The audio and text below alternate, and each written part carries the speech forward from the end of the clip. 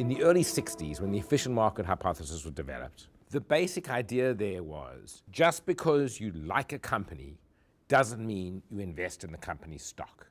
Okay, now why is that? Well, the reason is that everybody else already knows that that's a good company, and they already would have invested, and everybody's desire to invest would drive the stock price up, right, to what economists like to call the fair market value of the company, given all the information of how good the company is. And so the great insight there is the return that you get investing in a company is determined by the riskiness of the company, not how good the company is. So when this hypothesis was developed, and it was a pretty radical hypothesis at the time, because before that people were naively saying, no, good companies is a good investment. The person who's responsible for the efficient market hypothesis, Eugene Farmer, he turned around and said, I'm going to show you how powerful this hypothesis is. I'm going to show you the very people who claim they can pick stocks can't.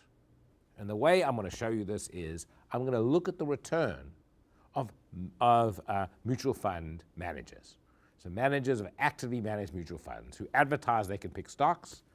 And what he found was the return of those mutual funds, in particular the return to investors in those mutual funds, was no different than throwing darts at the stock market. And from then onwards, people had this impression that mutual fund managers do no better than monkeys. And it's called, monkey investing is often a name for this. Well, there are a couple things wrong. The first thing that strikes you as odd about this view of the world, that all these mutual fund managers are being paid and yet have no skill, is it violates the most important principle of microeconomics. When an undergraduate steps into his microeconomics lecture for the first time, the first thing that an undergraduate learns is something called rents and competition.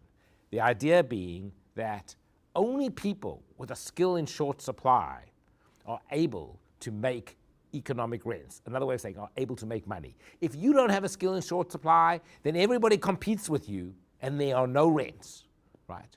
So we look at mutual fund managers. What do we see? Well, we see mutual fund managers who are amongst the most highly paid members of society making money without having any skill. It'd be equivalent to saying anybody could become a mutual fund manager, or maybe you just have to be lucky and you become a mutual fund manager. You have no particular skill and you earn tons of money. It just seems odd, okay? That's the first problem. The second problem is more fundamental. Let's go back to the good companies. The reason good companies are not good investments is, again, this idea of competition. Everybody knows it's a good company, everybody invests, that drives the stock price up. The same principle can be applied to mutual funds. Say we have a mutual fund which everybody thinks has a very skilled manager. And as a result, this mutual fund is making what we call a positive alpha. So what I mean by positive alpha is you're beating the market. So alpha is the measure of how much you're beating the market by. So what we find is that the mutual fund has a positive alpha. Well, everybody's going to want to invest in that mutual fund. Everybody wants a positive alpha. And so you get an inflow of capital into the fund. Now, the more capital a manager has to manage, the harder it is for the manager to beat the market. Simple intuition is the bigger the trade you have, the more you move the price against you when you go to trade.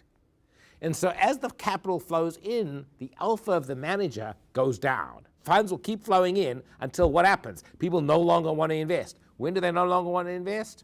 When the return they get in the mutual fund is the same as their next best alternative investment opportunity. In other words, the market.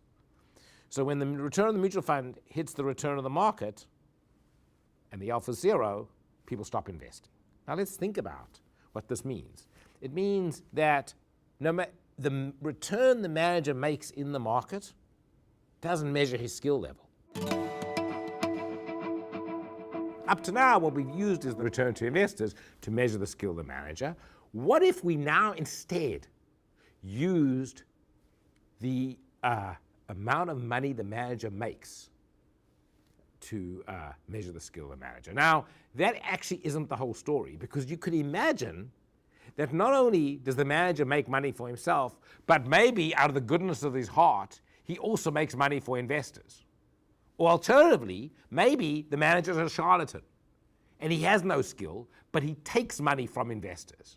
So what does it mean to make money for investors? It means that you provide a positive alpha to investors. And what does it mean, take money from investors? It means you have the investors earn a negative alpha. They invest in the mutual fund, and the return on the mutual fund is less than the return they could have got in the market portfolio.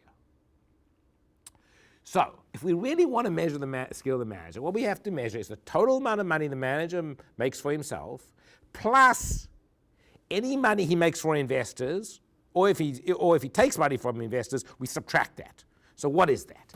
That turns out to be the fee that he makes, plus the alpha, multiplied by the total assets under management. Or another way of saying the same thing, the gross alpha, which is the alpha before fees, times the size of the fund. If we use that measure to measure managerial ability, what do we find? What you find is the average mutual fund manager is highly skilled. The average mutual fund manager adds approximately $2 million a year managing a fund. If mutual fund managers were just throwing darts and picking stocks, there are obviously going to be some mutual fund managers that by pure luck would have picked good stocks. So the question is, if you just look at the data, you're always going to find skilled managers or managers that have done well. The question is, how do we know if that's skill? The way we know that that's skill is we take the managers that have done well in 1 year and we look how they do in the following year. Because if you're just lucky in 1 year, there's no reason why you're going to be lucky again in the next year. And so if it's just luck that's driving performance, what you should find is it will not be persistent. What you find is if you use this measure of skill, we can predict performance out as long as 10 years. That's highly unlikely to be generated by luck. And so the most logical explanation is that managers themselves have skill, and that skill is clearly persistent.